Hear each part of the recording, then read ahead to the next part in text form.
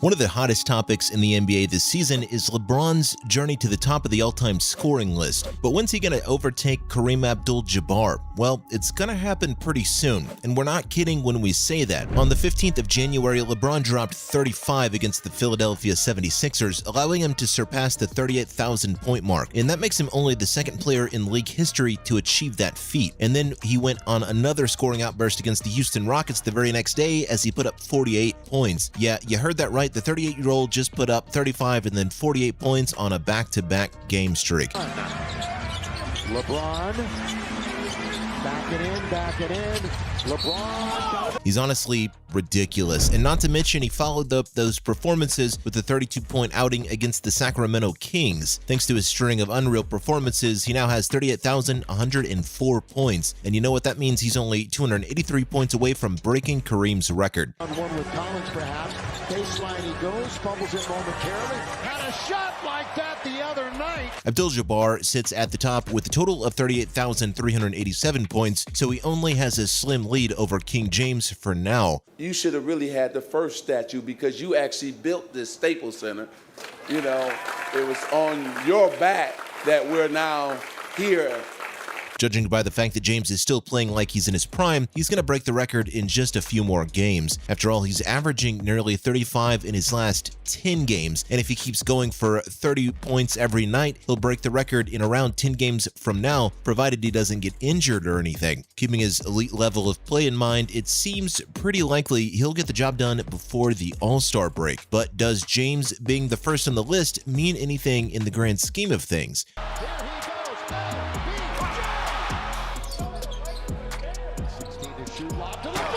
Everyone except his critics definitely think so. LeBron haters will never be impressed with what he does, so we're just gonna forget about them for now. Anyone who is a true fan of the game will recognize how massive it is to achieve this feat. In a game full of so many different aspects, scoring's undoubtedly the most important. And to go down in history as the guy who scored the most points in league history is just phenomenal, to say the least. It's something only a generational player such as King James can do. Not only does it show off how great of a scorer he is, but it also speaks volume of his longevity, which is second to none.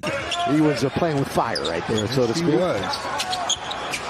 LeBron for three. Got it! Many people say that MJ is the greatest of all time, and that's not a controversial take, but once LeBron James is first on the all-time scoring list, he needs to be given more respect in the greatest of all-time conversation. After all, LeBron's longevity is leagues ahead of Jordan's or any other players. In that category, that's a bad pass.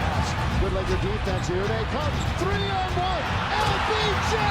LBJ! So once the special moment happens, he deserves even more respect than he's already given, especially since he'll accomplish this feat in way fewer games than Kareem. Though I know what you're thinking, does LeBron care about the achievement? 5 for 8 overall.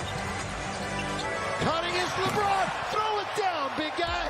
Based on what he's saying, it doesn't seem like it. Back in December of 2022, a fan who was sitting courtside asked James if he's going to cry once he breaks the record. What was LeBron's response? Plain and simple, no. As he said, he didn't even try to do it, so breaking the record seems to have never even been a priority for the four-time champion. But he said something which Lakers fans were happy to hear. He told the fans he's only going to cry if he wins another championship. That's great to know because it lets everyone know that LeBron James always has his priorities straight. As if this wasn't enough, he reinforced this in an interview with ESPN at the beginning of January as well. He told ESPN that he just wants to win since losing isn't sitting well with him. After all, the Lakers have had a losing record this entire season.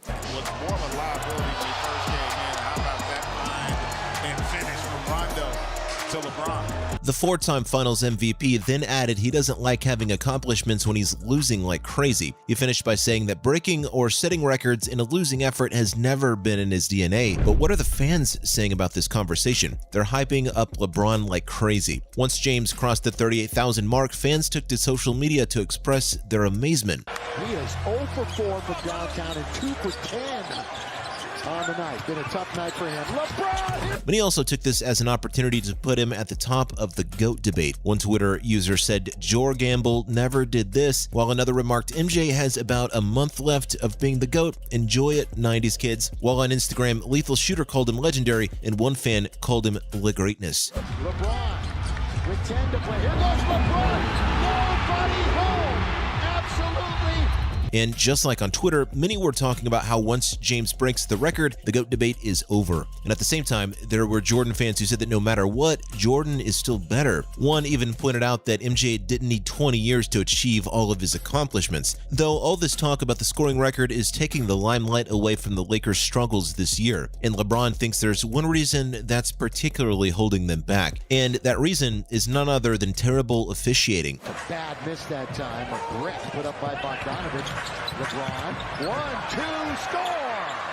A Lakers fan took to Twitter to express his frustration with how the referees have been treating the team all season long. He first posted a snippet of the final play against the 76ers where Joel Embiid clearly fouled Russell Westbrook, and the refs didn't blow the whistle. The fan said the NBA seems to have it out for the Lakers because this was the second time in a row that such a thing happened. He then quote tweeted this, stating the situation must be a bigger story than it currently is. In this tweet, the fan went as far as to say the NBA is altering their rules and guidelines, which is just unacceptable. LeBron saw the tweet and let everyone know that he agrees with the fans' conspiracy theory. James started saying that all year round he's been told by officials that they didn't see it or it wasn't a foul. King James then added that the whole situation makes no sense to him. He didn't stop there, as he even said it's frustrating as hell, and now we know how the NBA is, so that begs the question, will they punish him for his comments? LeBron James afterwards.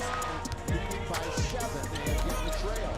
LeBron trying to play. Only time will tell. There's no doubt, though, that he tweeted out some fine, worthy words. Plus, let's be real, if it were any other player who said all that, they'd be slapped with a massive fine right away. James may be hit with one, but it seems unlikely. Why? Well, you guys already know the answer to that. It's because he's the face that runs the place. His position, yes he did.